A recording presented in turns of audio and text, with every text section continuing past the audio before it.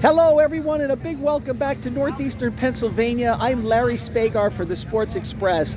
Here we are, it's January the 17th of 2026.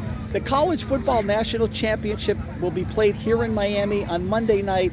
It's a Saturday afternoon, and we welcome you to Miami Beach. So welcome to all of you. Thank you for joining us the entire season, and here we are. The atmosphere for the national championship. It's Indiana versus Miami. I think somewhat of a surprise. Indiana was a playoff team last year. They were the 10 seed. They played Notre Dame, the 7 seed, in the very first game of the college football playoffs last season at Notre Dame, and it was a convincing win for the Irish. What has Indiana done? They have totally turned everything around. And in fact, while we're going to mention Indiana here from the beginning, we'll get a little bit of the IU logo in here. All of the Hoosiers did is turn in an impressive undefeated season. And here they will play for the national championship. They were the number 1 seed. They won the Big Ten championship in a convincing win over Ohio State. And then moved on, obviously, into the Peach Bowl. And in the Peach Bowl, it was obviously a dominant performance, winning there very convincingly over Oregon. And we should mention, of course, in the quarterfinals, it was a big Rose Bowl performance for the Hoosiers. And obviously here they play for the national championship.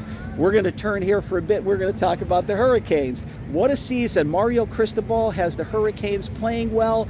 They were the 10 seed. In the first round, they actually played at Texas A&M to upset the Aggies. Then they moved on and they actually knocked off the 2 seed, the defending champion, the Ohio State Buckeyes, and then obviously moving on into the semifinals, into the Fiesta Bowl, and they ending up with a big win, a convincing win, very, very close, hard-fought game as well, but then ultimately prevailing and beating Ole Miss into the semifinals, and then of course moving on to the national championship. Interesting storyline for Miami, of course, is Miami plays. They are the first ever home team.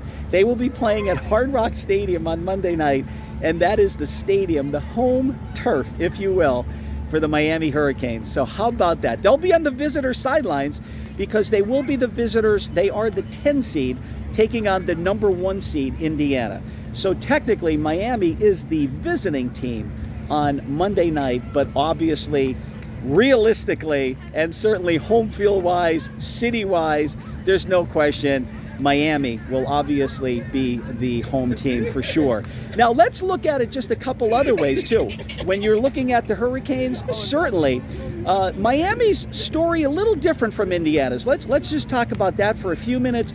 Miami's looking to restore the swagger, restore the pride, the glory into those days. I remember I was thinking about this. I was at the national championship in January of 2002, where Miami won the national championship in Pasadena, playing in the BCS national championship game.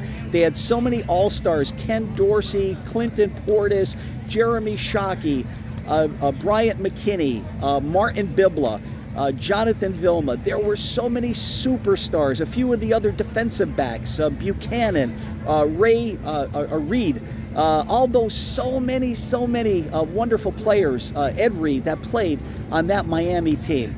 So I think Miami right now is looking to restore the swagger, restore the glory. You see Ray Lewis, the Michael Irvins, and of course along the sideline, and Jason Taylor brought in to help with the defensive line, and Miami has been dominant. Going over to Indiana, let's look at Indiana. As we said, the Hoosiers really for years have been a laughingstock in the football world, known more as a basketball school, but they have really turned things around, and now they're looking for glory. They're trying to establish a new era there, a winning period, if you will, there at Indiana and under head coach Kirk Cignetti. So while Miami is trying to go back to glory days, Indiana's trying to establish for the first time those glory days of football. So it's going to be exciting. I know we're looking forward for being there Monday night.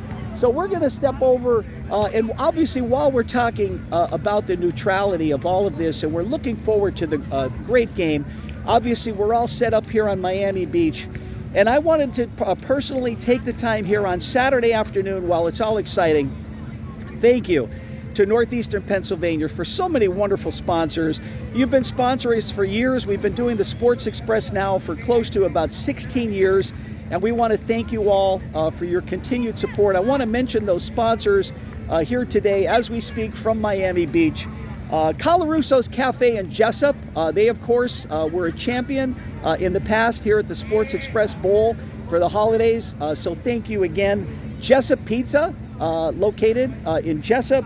Quinn Supermarket in Peckville. They were last season's champions. Dana Quinn coming up, obviously, with the biggest Dana from Quinn's coming up with a perfect ballot for the first time ever last year.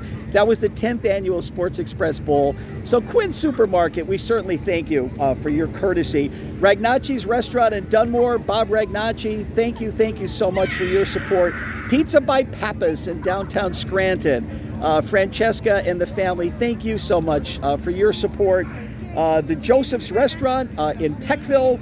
PJ's 1910 Pub in Scranton at the Hilton Hotel, thank you. The Backyard Ale House, great to have you there in downtown Scranton. Atera 519 on Linden Street, right next to the Backyard Ale House. Atera 519, some great classic fine dining. Thank you so much for being with us.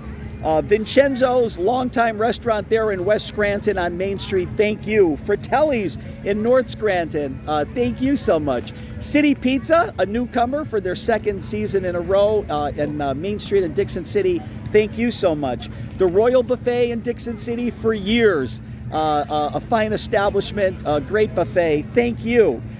We have 2 locations of Jersey Mike Subs, Route 6 in Dixon City, and certainly near the Wyoming Valley Mall in the Wilkes-Barre area. Thank you as well. Dick's Sporting Goods, 2 locations, the Wilkes-Barre and also the House of Sport there on Route 6 in Dixon City. The Olive Garden on Route 6 in Dixon City. Welcome. Thank you so much. The Texas Roadhouse, they've been with us for a long time. 2 locations now, Route 6 in Dixon City, and then also Stroudsburg near the Stroud Mall. Rosario's in the Viewmont Mall in Dixon City, thank you. RJ Burney, they've been with us every year, folks. RJ Burney, along with Quinn Supermarket, have been with us for all 11 years. RJ Burney, Billy Hughes, the manager, thank you. Thank you for 11 years of support. And they were the very first winners, by the way. In year 1, they repeated in year 2, and they came back and won in year 4. So it's been a while, but the boys are very competitive. RJ Burney in downtown Scranton, thank you so much. Rocking Crab in Stroudsburg, thank you again for a few years of support there. And finally, the TGI Fridays for a number of years of support. Of course, our manager there, Chris Sabatini. Chris, thank you so much for your support. Chris, no stranger to the show. TGI Fridays, the season 8 champion. So congratulations again to you. Chris did a show with us a few weeks ago for the semifinals.